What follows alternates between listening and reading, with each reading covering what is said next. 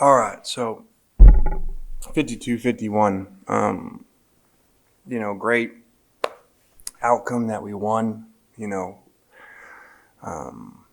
but also I doubt like it is, like you guys know, good, bad, and different. There is a process that you want to play well, and we did not, obviously, in certain areas, had a chance to win the game on offense with 4 or 5 minutes left, and then obviously on defense. So, they went for 2. We stopped them on that. So we stopped on 1 play in the second half, so that's a good thing at the right time.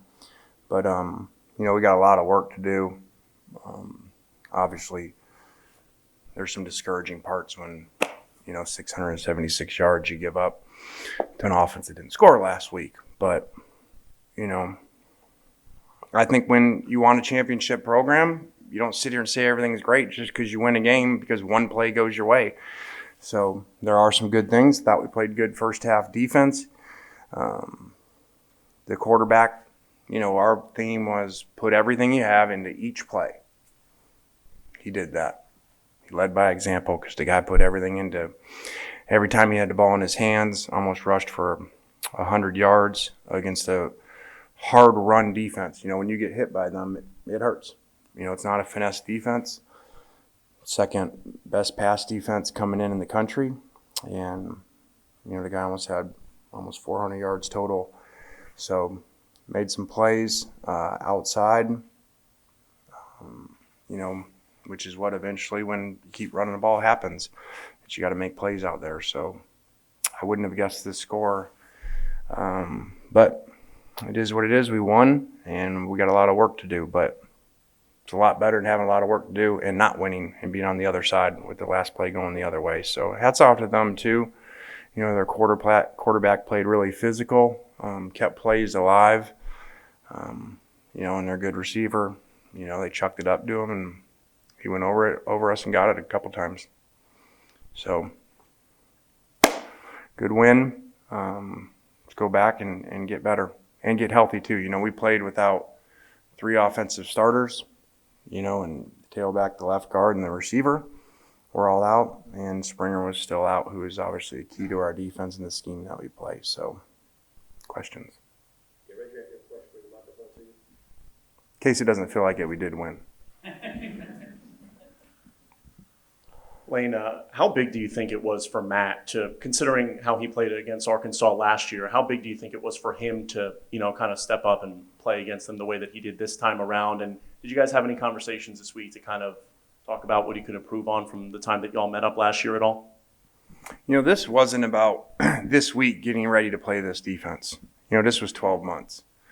So, when you get embarrassed like we did a year ago, at least me, offensively, we're going to try everything we can to figure out how to beat you. So that was 12 months of different unusual run game planning, double moves on the safeties versus certain splits and all this stuff that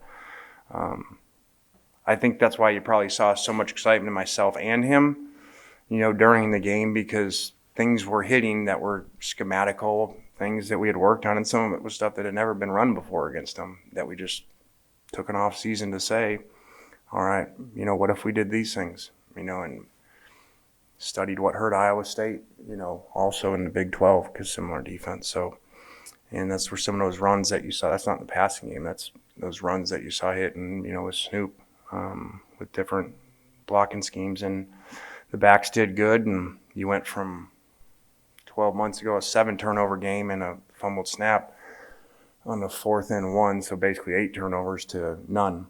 And I'm sure, some people weren't happy when we didn't make the 4th down, but we made the other 4, so it's part of it. So I think that 4th down that ended up being a touchdown that was about a 4th and 4 was big because we'd already been stopping on the 4th down, and so it was kind of like, better make this one. So good job by the players picking that up and then turning it into 7 points.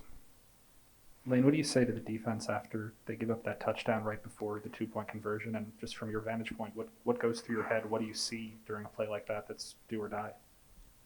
Well, I think as you guys know, even in the post-game interview there on the field, you're going to get how it is. You're not going to get coach speak. So, you sit here and say rose to the occasion and all that. Well, they went right down the field. And, we got to make plays in those situations, against a younger quarterback like that. And, it was almost like everything just kept happening. We get a tackle, it's a horse collar. We stop the play, there's 1 second left, and then the guy kind of stops his route and then sneaks to the back of the end zone there and scores with 1 second left, Good play by him, after the initial part of the route was covered, and good play by the quarterback. So I'm usually a positive guy, but it was like, what else could go wrong? And then I see the flag. We stop him on the 2-point. Keith's running out there. I grab him, try to bring him back so he doesn't get us a penalty. Keith was ahead of me. He'd already knew it was lineman downfield. So, it'll probably be one of those things that you're so close to losing. And I felt like what was going to happen is it wasn't going to go down to 2 points. So at least we were going to be in control offensively, and felt like we still had some plays, we could win in overtime. So then when it went to 2 point with no time left, then you're like, we got no control offensively. Like, this is out of our hands. So it got a little scary there. Lane Snoop had some huge touchdown runs in the second half, kind of unleashed himself on that defense. Just your impressions of what you saw from him this afternoon. Great job, as he's done whenever he gets his opportunities. My assistant, Megan, has a sign already up, Snoop, because she's been saying for 2 weeks we don't play him enough. And so when I walked in, the sign was already up on my door, Snoop. So she's happy. But I think as you look at this, what's unique versus a very tough defense that's very physical, you've got 6 yards total of lost rushing, on 80, 30, 45, 47 rush attempts. So, that you got to do that because you got to get the 3rd and 4th downs close against them. Otherwise, you're going to deal and drop 8 all day. So you got to be efficient like that. On the last offensive drive, in a situation like that, how do you balance having 67 or so seconds left with just trying to score any opportunity you get? Well, you're talking about after the long catch? Yeah. Well, when we slow down in short yardage and goal line, have you seen what happens? Like the 4th and 1. So if we can't go fast, it gets a lot harder because they get to line up, cleats in the grass, they blitz everybody. So it's why you see us go fast when a big play, and usually it walks in like that. So you can't risk that, And it wasn't like it was going to a 3-point game. It's going to a 7. So you would sure like to think with 51 seconds, we could stop them. Just some strange stats in the game. They go 8 for 8 in the red zone. We go 3 for 3 and we win. So unusual. We'll take it. You said last week you thought the run-stopping issues weren't exactly schematic just now after 2 straight games where teams ran well against you. Just kind of what is your feeling about the run defense?